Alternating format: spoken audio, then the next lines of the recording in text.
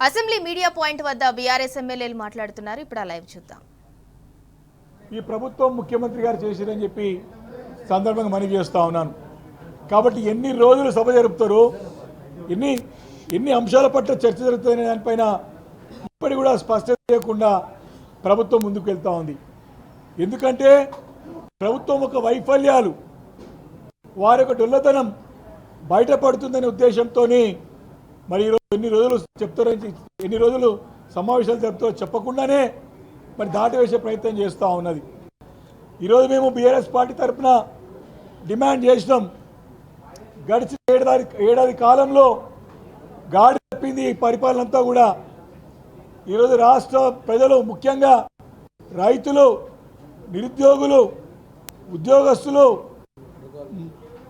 అదేవిధంగా ఆటో కార్మికులు, ఇలా అన్ని మహిళలు, అన్ని వర్గాల ప్రజలు అనేక సమస్యలు ఎదుర్కొంటూ ఉంటే ఆ సమస్యలపైన చర్చించాలని చెప్పేసి కూడా బీఆర్ఎస్ పార్టీ పట్టుబడుతూ ఉంటే ప్రజా సమస్యలను పక్కన నెట్టి ఏదో రకంగా సభ ముగించుకొని వెళ్ళిపోవాలనే ప్రయత్నంలో, పారిపోవాలనే ప్రయత్నంలో ప్రభుత్వం యొక్క పనితీరు కనపడతా ఉందని చెప్పి స్పష్టంగా తెలియజేస్తూ ఉన్నాను.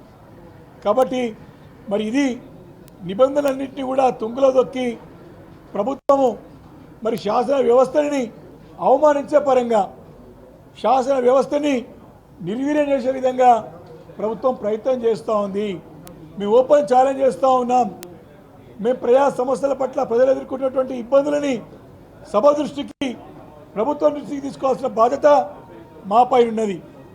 మరి దాన్ని సరిదిద్దుకొని ప్రజలకి చక్కటి పరిపాలన అందించాల్సినటువంటి అవసరం, బాధ్యత ప్రభుత్వం పైన ఉన్నది.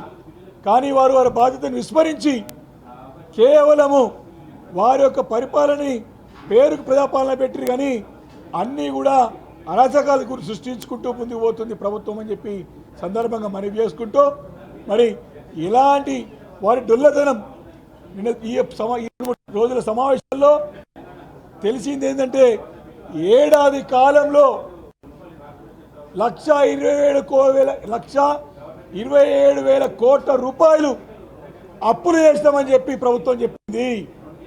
మరి 1,20,000 కోట్లు అప్పు చేసినా ఏ ఒక్క కొత్త పథకం ప్రవేశపెట్టలేదో, ఏ ఒక్క కొత్త ప్రాజెక్టు చేపట్టలేదు. కాబట్టి వీటన్నిటిపైన కూడా ప్రజలకి సమానం చెప్పాల్సిన అవసరం ప్రభుత్వం పైన ఉన్నది.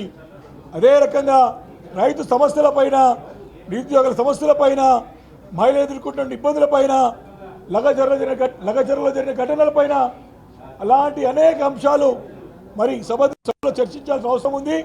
కాబట్టి సభని ఎన్ని రోజులు నిర్వహిస్తారో ప్రభుత్వం చెప్పకుండా మరి తోక ముడుచుకొని పారిపోయే ప్రయత్నంలో ఉంది. కాబట్టి దీన్ని తప్పుపడుతూ ఉన్నాం. ప్రజాస్వామ్యంలో ఇది మంచి పద్ధతి కాదు, ఇది మంచి సాంప్రదాయం కాదు. నిబంధనలను తింగుల దొక్కి తమ సొంతంగా ఇష్టానుసారం చేసుకుంటూ పోతే మాత్రం ఊరుకునే ప్రసక్తే అని చెప్పేసి కూడా బీఆర్ఎస్ పార్టీ హెచ్చరిస్తూ ఉంది. Thank you.